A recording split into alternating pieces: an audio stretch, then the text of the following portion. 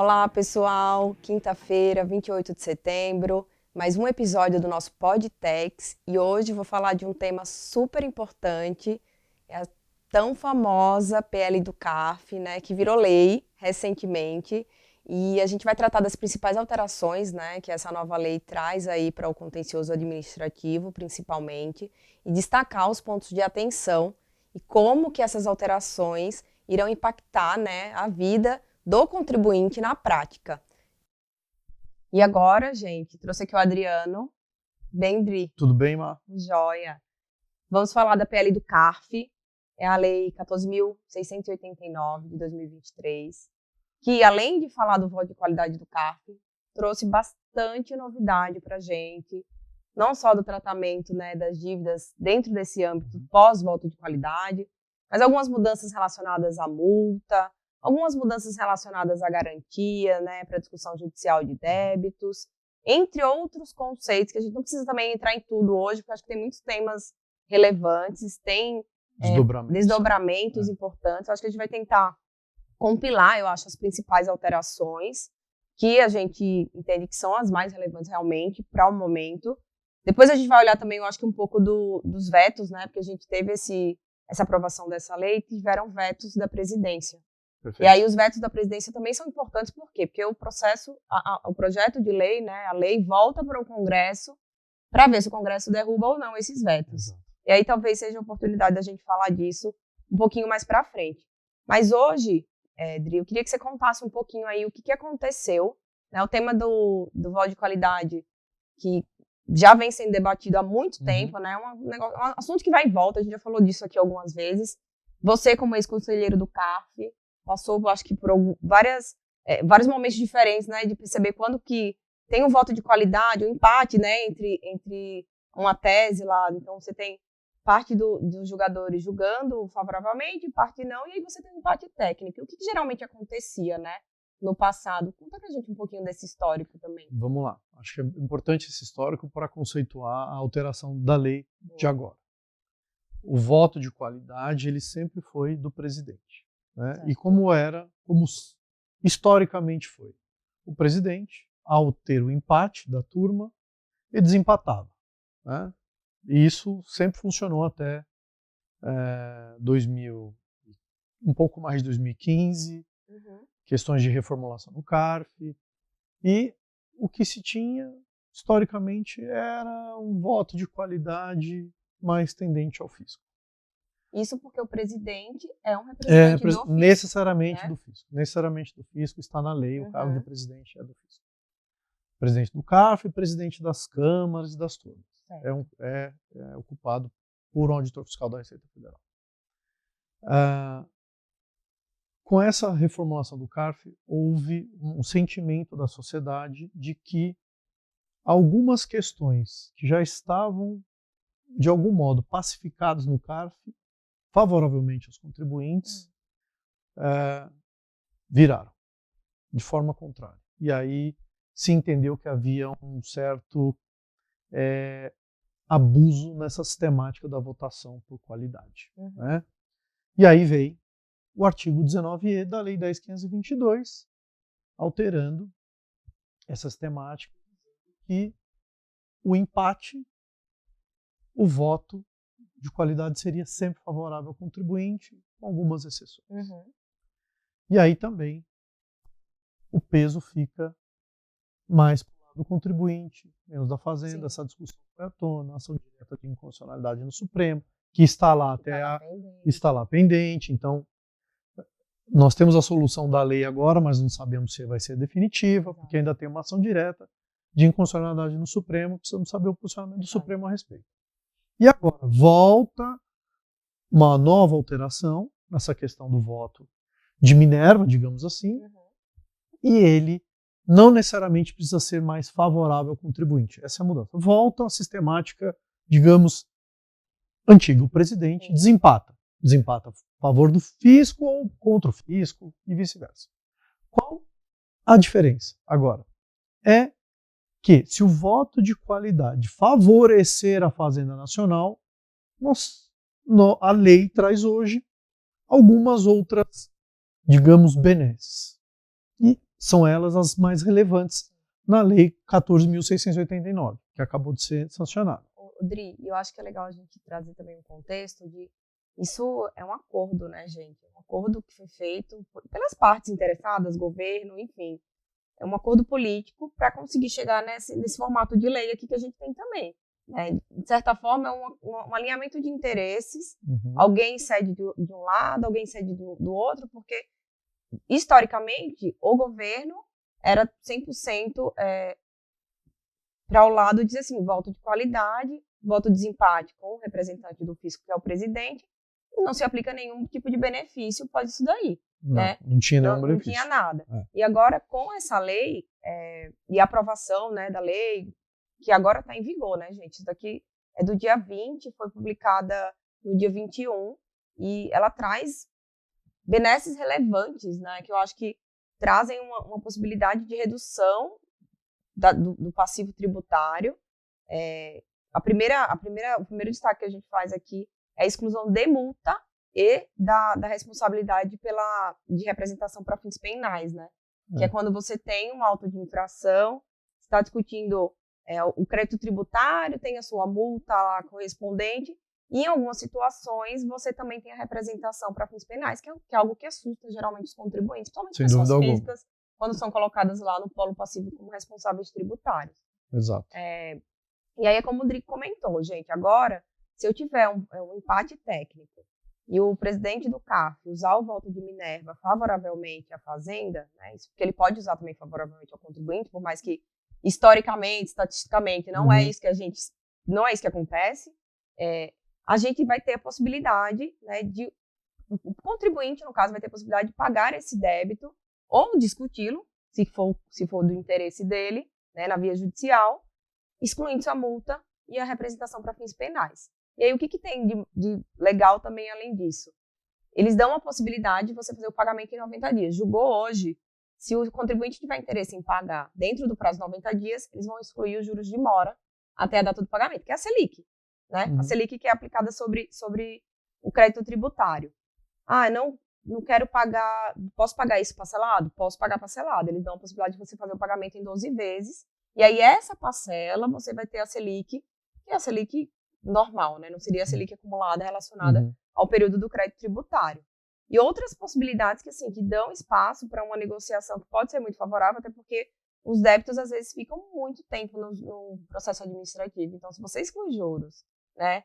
Se você dá a possibilidade agora de usar prejuízo fiscal, base de cálculo negativa para pagamento também, inclusive de terceiros, são né, as pessoas jurídicas controladas, controladoras, pessoas ali no mesmo grupo econômico, além do uso de precatório, você facilita bastante a negociação e a liquidação dessas dívidas, que eu acho que a intenção do governo é realmente aumentar a arrecadação. Né? E, com isso, também você elimina litígio. Litígio, com certeza. Né, com essas oportunidades. Então, você tocou em assuntos relevantíssimos. Mas é importante deixar claro o seguinte.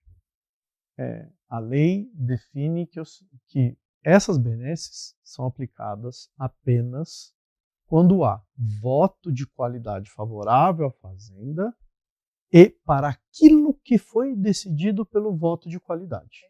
Então imagine a seguinte situação. Tem um caso que ele tem diversos itens autuados. E uma parte desses itens, 50% desses itens, foi decidido pelo voto de qualidade. É apenas para essa parte da decisão resolvida favoravelmente à Fazenda, pelo voto de desempate, né, pelo voto de Minerva, que você tem essas benesses que você disse. Exclusão de multas, se for para esses itens, o cancelamento da representação fiscal para fins penais, a possibilidade aí de ter outras benesses. Vou pagar sem os juros. Enfim, é para esta parcela. E uma outra coisa bem importante aí também, que acho que vale o comentário, se eu vou discutir judicialmente e sou um contribuinte com um rating elevado, um contribuinte em conformidade com o fisco, né, tive certidão negativa nos últimos 12 meses, ou 3 meses nos últimos 12 meses, não sou reincidente, enfim, cumpro alguns outros requisitos que a lei traz, que isso ainda vai ser regulamentado sobre conformidade fiscal. estou apto a discutir aquilo que foi decidido por voto de qualidade, sem precisar apresentar garantia. Então, essa é uma grande questão também que surgiu. Uma outra que eu vi que é muito relevante é o seguinte, esta determinação pelo voto de qualidade agora, dessas benesses, ela também vai se aplicar a casos antigos. Casos anteriores, decididos pelo CARF, com voto de desempate e ainda não julgados no mérito em segunda instância judicial, ou seja, Tribunal Regional Federal, também vai ter a possibilidade do cancelamento da multa ou da representação fiscal para fins penais. Então, nós temos que ficar de olho no passado, porque a lei veio beneficiar o contribuinte nesse ponto. Aí eu acho que vale, né, gente? A análise de qual tema que eu estou discutindo no judiciário, que tipo de precedentes eu já tenho, né, o que eu já perdi, o que eu já ganhei se eu estiver na segunda instância. E aí, assim, você vai olhar para tudo, né? Porque quando eles falam até da inscrição do débito em dívida, eu achei muito interessante, a gente estava conversando mais cedo aqui, que eles falam assim, olha, você não vai pagar na Receita Federal ainda, mas eu vou inscrever seu débito em dívida ativa e eu não vou acrescê-lo de encargos. Né? Os encargos de inscrição em dívida, que são aqueles encargos de até 20%. E eu achei isso muito interessante, porque na prática, ele está propiciando que você, né, que a cobrança do débito continue, mantendo-se lá as benesses que são relacionadas à exclusão de multa, mas também afastando os encargos legais. E aí que a gente pensa, será que a minha dívida ativa, que também está em discussão no TRF3 agora, né, pensando aí nessa possibilidade de retroação da norma, né, de aplicação desse benefício, será que eu também consigo afastar os encargos legais? É algo a se pensar também, né? Porque é um benefício que está sendo dado aqui nessa nova norma. E aí, Dri, uma coisa legal também que, você falando dessa questão de dispensa de garantia, né, depende dessa análise da capacidade de pagamento do contribuinte, eu achei legal que eles trouxeram assim, olha, mesmo que eu não te dispense de garantia, mas a sua discussão judicial ainda for relacionada a essa questão da parcela controvertida, né, do voto de qualidade, eu não vou antecipar a liquidação da sua garantia. E aí é uma questão, assim, sensível, porque a gente sabe que recentemente o STJ autorizou, né, a antecipação das garantias da liquidação das garantias de forma antecipada. Isso não é um julgamento ainda em fase de repetitivo, ou seja, não vincula, né, o judiciário, mas é um precedente perigoso. Mas é um precedente, né, do STJ, é algo assim. Perigoso. A Fazenda tem se movimentado em alguma medida, não tão ativamente, a gente não tem visto essa movimentação em todos os processos que contam com garantias, mas assim, se você fala de um processo que não transitou em julgado ainda, e você já permite que a Fazenda antecipe essa garantia, liquide essa garantia, e agora a nova norma traz essa possibilidade, a interrupção desse ato, até que, de fato, o processo transite em julgado, vamos tentar, né, observar aqui o que isso significa. Isso pode ser afetado por um julgamento depois no STJ, enfim, mas é um benefício, na verdade, para mim, só corrobora com o processo regulado do que tem que acontecer, porque você não pode, eu não acho que você tem que antecipar uma garantia, liquidar uma garantia antes de terminar a discussão judicial efetivamente, mas é um outro ponto importante aqui que também fala dessas questões relacionadas às garantias. E aí o Dri, acho que já comentou um pouquinho, também tem a parte de medidas de incentivo à conformidade tributária, e aí esse é um ponto super legal que a gente pode depois trazer com mais calma, mas também esperando um pouquinho para ver o que vai acontecer com a regulamentação sobre o tema, né, Dri? Sim, mas tem umas questões ali importantes que eu acho que já vale adiantar, que me chamou a atenção o inciso desse artigo da conformidade tributária, que é a possibilidade de, antes de surgir um auto de infração, ou seja, a aplicação de multa, possibilidade de regularização prévia de tributo. Então, imagina que você identifica que realmente o fiscal fez uma intimação e está correto aquela apuração daquele tributo, e vai ter uma permissão para você regularizar aquele tributo antes de sofrer uma auto de infração. Isso acho que é um primeiro passo para a gente ter um melhor tratamento, uma melhor relação entre a administração e o administrado. Porque a relação até então que a gente encontra eu errei, ainda que não errei de forma dolosa, um erro, eu sou alvo do auto de infração. Tá? Fico sujeito a multas, a outras penalidades que surgem em decorrência do auto de infração.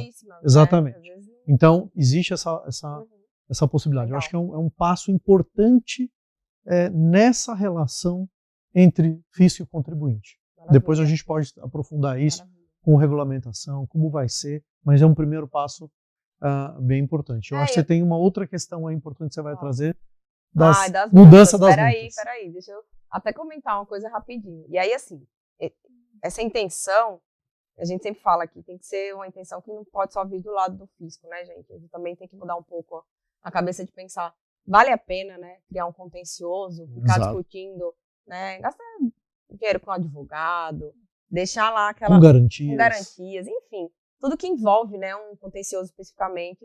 Então, a gente precisa abrir um pouco a cabeça para essas oportunidades, né, tanto de conformidade tributária.